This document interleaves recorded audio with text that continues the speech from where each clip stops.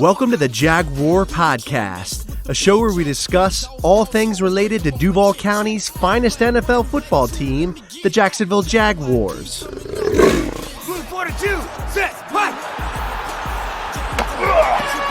Duval, baby!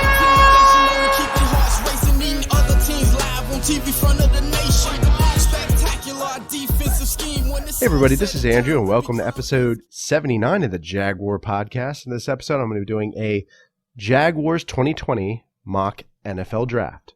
So let's jump into it. To start off with, again, hope I can entertain you guys.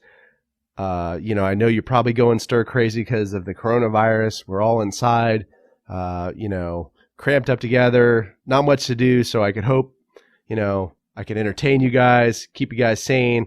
If you're bored, stop by my Twitter feed at Jaguar Podcast. I'll try to put some interesting stuff up there for you. If you enjoy this content, subscribe to the channel. Give me a like if you enjoyed this podcast episode or video, and leave me a comment. Let me know how you feel about these Jaguar developments, and subscribe to the channel. Give me a like. Come by Apple Podcasts, leave me some feedback. I always appreciate it. All right, so let's jump into the mock draft here. I know you guys are going to think I'm a little crazy. I try to think a little bit outside of the box with these drafts, but, take it easy on me. I know everyone has different opinions about these drafts. So let's jump into it. Round one, Jaguars, they have a, 2 first-round picks. They're picking at number 9 and number 20. But this might change, and I'll tell you why. Because we had franchise-tagged Yannick Ngakoue, and I think we're definitely going to be trading him for draft picks because, we don't want to get into that whole situation where he's holding out and he doesn't end up playing. So what I think will happen, and this is just me, but I think Ngakoue will be traded with, maybe a second-round pick to Detroit because they have a number 3 pick in the first round. And I think with that, we can go for Chase Young. Now, some people think Washington's going to get Chase Young, but I think we should really try to go for him in the first round, do that trade. And then we have, essentially someone who will play, I feel like, up to par with Ngakoue, and I think it's worth it because this guy, he's just a great outside pass rusher. He has, he's kind of like Ngakoue in a lot of senses, where he's really good with the strip, sacks, and then he's good with the run as well. And I think it would be, just a great trade situation. So I think that's what they should do. Jacksonville also has pick number 9. I think they should go with Okudah or C.J. Henderson at the cornerback position. I really think they're both almost equivalent. I mean, I want to say, the only difference to me that I see watching the highlight films of them both is that Okudah is probably a better open field tackler, but I think they're both good cornerbacks. So I would go with either one. It looked like C.J. Henderson had some more interceptions. Turnovers, that's always a great thing as well. But Okudah, I feel like they're both almost equivalent, both the same size. I believe they're just about 6 feet tall. And I think it would just be a great addition. We're definitely going to need it because we need to fill that void at the cornerback position because we weren't able to re-sign a free agent, cornerback, with the departure of A.J. Bouye. And that's really just kind of been a disaster for Jacksonville. But I'll touch on that and some of the other episodes, or a future episode where I talk about the whole Darqueze Dennard situation. But so we go to pick number 20 in the first round. I'm going to go with an offensive tackle, and I'll tell you why. Because Cam Robinson, our left tackle, will be a an unrestricted free agent in 2021. Cam has been a fairly decent left tackle. He's had some problems, with injuries, but I think he's been fairly decent, when he's healthy. But I think we need to kind of hedge at the left tackle position because he may ask for the world, with money. And we don't want to be in that situation. So I think it's best to build that draft capital, draft at offensive tackle. And there's been some other offensive tackles out there that we could draft from, but I think Mekhi Becton from Louisville. I think he's the guy I'm going to recommend because he's just a big guy. He's 6'7", 368.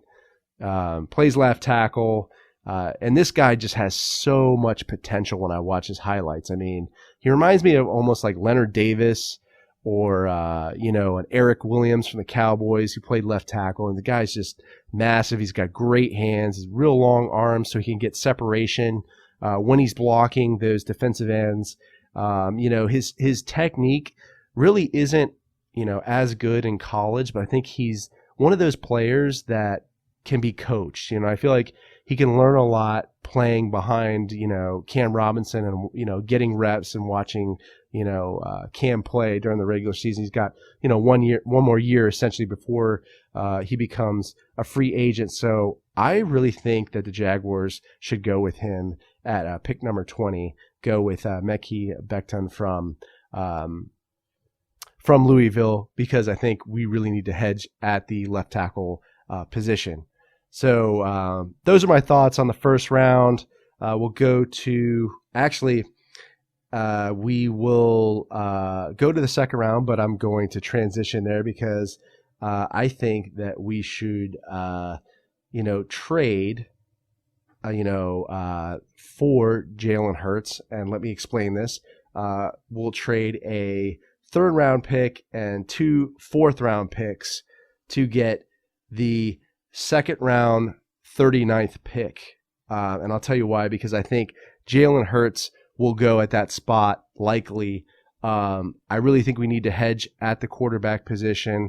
I do like Gardner Minshew, but who knows?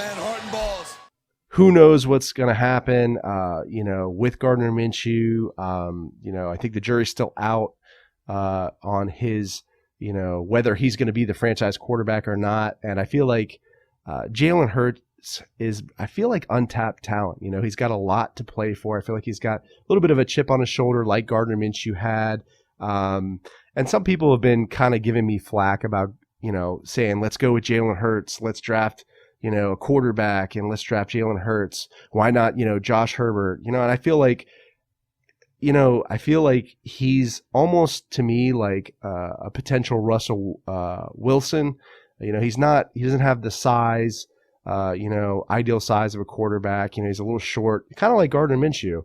But he's got pretty decent arm strength. He could run, and that's what we see a lot in these new offensive schemes in the NFL. So I feel like it's a good way to hedge at the quarterback position. I think you can learn a lot from Gardner Minshew because they're pretty similar in terms of size, and style. I feel like Gardner Minshew could, read defense a little bit better than Jalen Hurts, but I feel like, Jalen Hurts has a lot to play for, and I think could bring a lot of value to the Jacksonville Jaguars. So I think we should trade, a third and 2 fourth round picks for Jalen Hurts because I don't think we really need a lot in the fourth round. So that's really my opinion on that. So we go down to the third round. Like I said, we draft Jalen Hurts.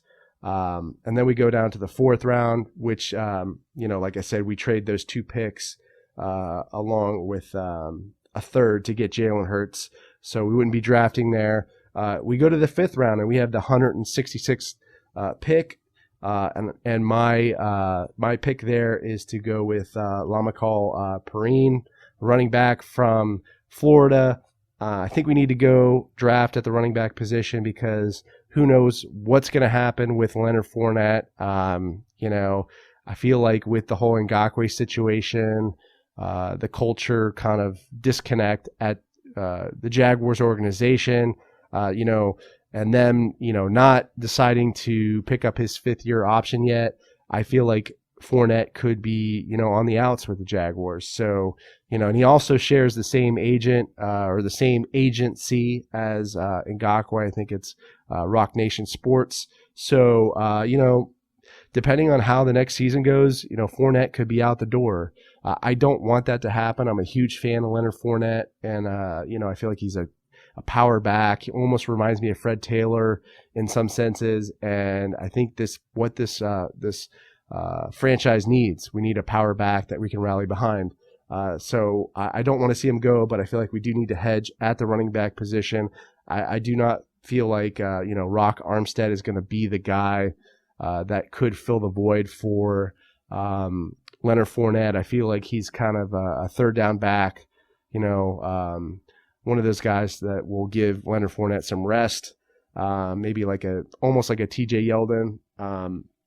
But I think, I like, watching, Perrine's highlights. I feel like he would be, potentially could be that replacement back for Fournette if he decides to leave. So I say we go for him in the 5th round with our 166 pick. Then we go to round 6.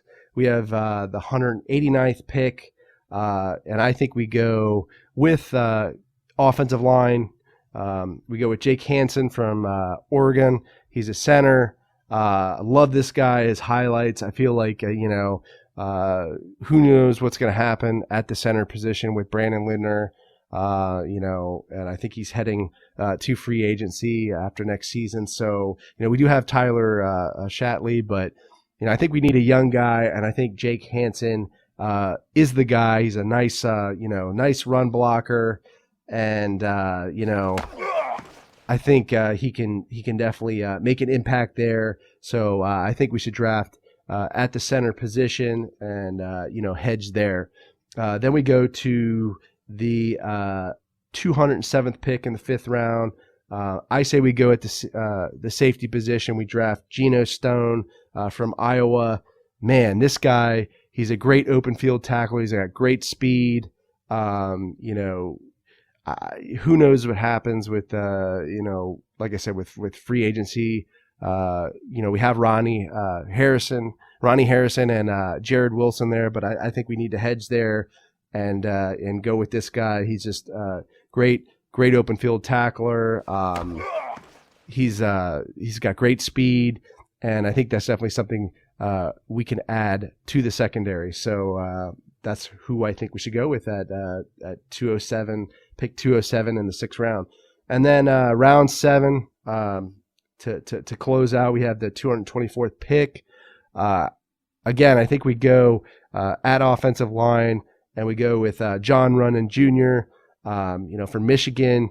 He's John Runyon's son. And for those who don't know who John Runyon is, he is a famous Philadelphia Eagles offensive line, had an amazing career with the Eagles, and I like this guy.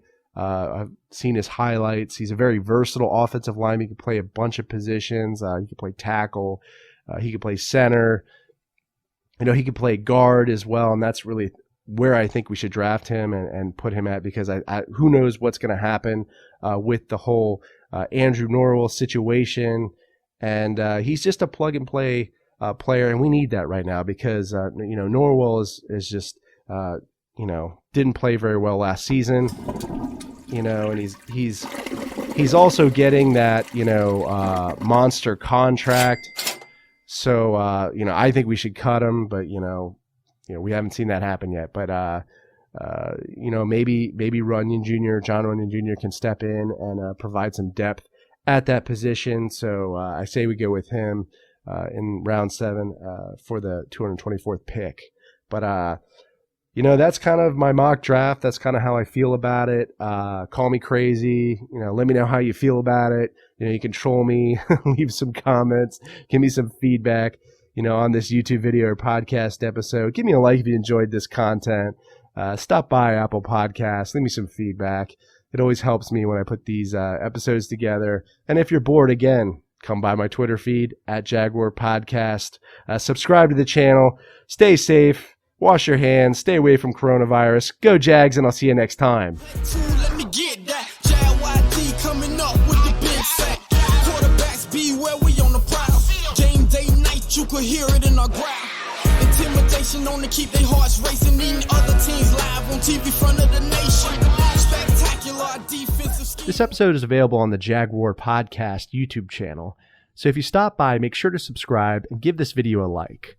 Also, these episodes are available on iTunes, Podbean, Spotify, SoundCloud, Stitcher, and other major podcast distributors as well. So if you don't mind, please leave me a review and some feedback. I'd really appreciate that. If you'd like to connect with me on social media, my Twitter handle is @JagwarPodcast. I'm also on Facebook and Instagram. This is Andrew signing off. Cheers.